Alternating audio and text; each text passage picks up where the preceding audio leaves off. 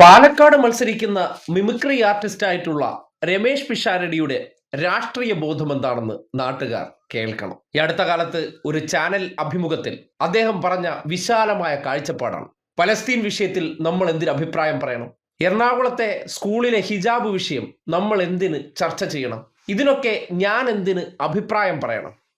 ഏത് സന്ദർഭത്തിലാണ് നമ്മൾ ഈ അഭിപ്രായത്തെ പരിഗണിക്കേണ്ടതെന്ന് പറഞ്ഞാൽ, പശ്ചിമേഷ്യയിൽ നടക്കുന്ന യുദ്ധം നമ്മുടെ അടുക്കളയിൽ വരെ എത്തിയ സന്ദർഭത്തിൽ ഒരു മിമിക്രി കലാകാരന്റെ രാഷ്ട്രീയ ബോധവും ചിന്തയും കാഴ്ചപ്പാടും എത്രത്തോളം ഉണ്ടെന്നും സന്ദേശം സിനിമാ നിലവാരത്തിൽ നിന്ന് ഒരു പൊടി പോലും ഉയർന്നിട്ടില്ല എന്നുള്ള യാഥാർത്ഥ്യം നിങ്ങൾ മനസ്സിലാക്കണം. ഈ കാഴ്ചപ്പാടുള്ള ഒരു മനുഷ്യനെയാണോ രാഷ്ട്രീയത്തിന് ആവശ്യമെന്ന് നിങ്ങൾക്ക് ചിന്തിക്കാൻ കൂടിയുള്ള ഒരു അവസരമാണ്.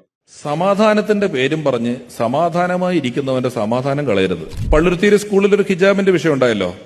ഒരു 5 കിലോമീറ്റർ ചുറ്റളവിൽ ആ സ്കൂൾ മാനേജ്മെന്റും ആ കുട്ടിയുടെ അച്ഛനും അമ്മയും അവിടുത്തെ ഭരണകർത്താക്കളും കൂടെ വളരെ എളുപ്പത്തിൽ വട്ടം കൂടിയിരുന്ന് ചർച്ച ചെയ്ത് ഈ വിഷയം വേണമെങ്കിൽ തീരും. ഒരു സംസ്ഥാനം മുഴുവൻ, കണ്ണൂരും കോഴിക്കോടും കാസർഗോഡും ദുബായിലുള്ള ആൾക്കാർ കമന്റ് ബോക്സിന്റെ താഴെ വന്ന് അങ്ങോട്ടും ഇങ്ങോട്ടും ജാതി പറഞ്ഞ് ചീത്ത വിളിക്കുന്നത് ഇത് വൈഡ് സ്പ്രെഡ് ചെയ്തുകൊണ്ടാണ്. ഒരു സിനിമാടൻ ഇതിനെപ്പറ്റി അഭിപ്രായം പറഞ്ഞാൽ വീണ്ടും അതിന് കീഴേ വന്ന് അഭിപ്രായം പറയുകയുള്ളൂ. അതായത് മഴവിൽ കാവടി എന്ന് പറയുന്ന സിനിമയിലെ സൈഡ് വേഷമുള്ള ഫിലോമിന ചേച്ചി പറയുന്ന ഒരു ഡയലോഗുണ്ട്: സമാധാനത്തിന്റെ പേരും പറഞ്ഞ് സമാധാനമായി ഇരിക്കുന്നവന്റെ സമാധാനം കളയരുത്.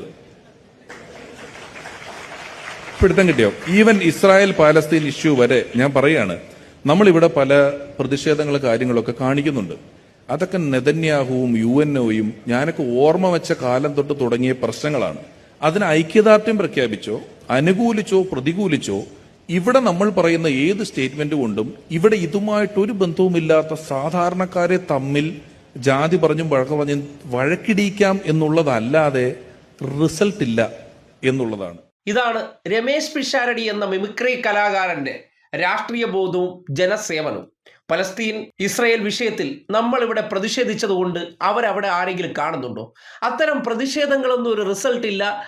ജനങ്ങളെ ഭിന്നിപ്പിക്കാൻ വേണ്ടിയുള്ളതാണത്രേ അത്തരം പ്രതിഷേധവും ഐക്യദാർഢ്യപ്പെടലുമൊക്കെ.